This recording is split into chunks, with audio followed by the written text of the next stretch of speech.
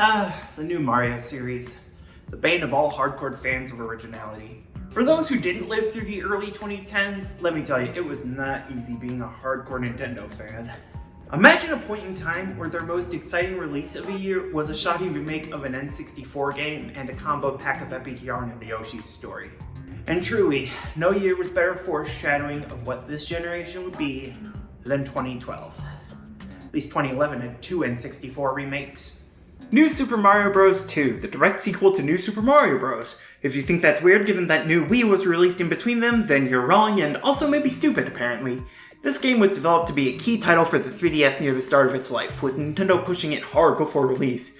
The game was released in August of 2012 and was generally received positively, except by all the people that hated it. Yeah, nowadays New Mario 2 has a pretty bad reputation. I don't think that's really a surprise these days. The general consensus seems to be that, on its own, the game isn't terrible, but given just how many linear, retro-inspired Mario games there were in just a few years, it's just not interesting.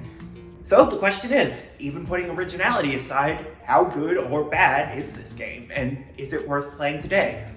I mean, I'm pretty sure the answer to that last one is no, but it's still probably worth figuring it out. So our story begins with Peach being kidnapped because it's a Mario game.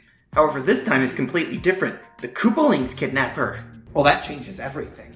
Yeah, the opening cutscene focuses on justifying the main power-up for the game as opposed to, an actually original plot.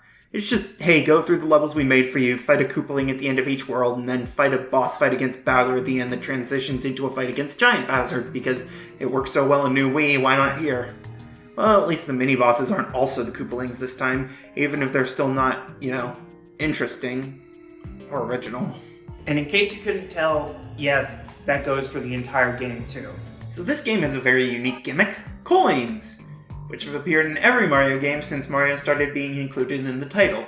But hey, to give them credit, they went all in with this gimmick. They shove it in your face as soon as you start the game before you even see a title screen. There's an entire mode dedicated to getting as many coins as you can without dying, and all coins gathered across all save files and modes are counted and added together to be added to the main menu. There are even downloadable level packs that are exclusively available in the Coin Rush mode, which is the first paid DLC Nintendo ever released. It's an interesting first for the company, though the game being the first full retail game available for digital download on a Nintendo system is still a lot more interesting than some super simple levels for the collect a bunch of coin modes. Overall, the gimmick itself isn't terribly interesting. It isn't terrible, and it does tap into the natural number go up good instinct in most players, but it's really the only new addition to the game, with the only new enemies and obstacles just being variations mostly based around giving coins. Plus, since every level has you collecting hundreds upon hundreds of coins, you're going to have over 100 extra lives by the time you finish the second world. That is, assuming you actually play the second world. So we have a world map with 8 full worlds. However, thanks to 2 branches, even without shortcuts, you only have to actually play through 6 worlds to beat the final boss. Now, to be fair, that's not too different from New Mario 1, but it's kind of weird given that this game includes the Koopalings as the world bosses, so even though the 7 of them are all possible to fight, you can beat the game without fighting 2 of them. I mean, it's fine. Who gives a shit about the plot of the game that they came up with? So looking at this game, well, this is New Mario. New Wii, to be specific. The graphics, the world themes, the music is based directly on that game's soundtrack. It's weird, the whole game just looks like New Mario, but slightly higher quality because, 3DS instead of DS. It doesn't really take advantage of the system's advances like the 3D or gyro, it's just slightly better looking. Which is an interesting way to show off the console's power. I mean, we have a grasslands, a desert, a beach, a forest, the whole shebang. Yeah, in case it wasn't obvious, there is basically nothing original to talk about here. There are a couple interesting things to talk about, I guess. Just not terribly original things. Like the main power-up gimmick for the game, which lets Mario fly. Sound familiar? To be fair, this time the power-up isn't even trying to be original. It's the Raccoon Leaf, directly from Super Mario Bros. 3, because this was released less than a year after 3D Land, so like that game, a solid 50% of the game's identity is just referencing Mario 3.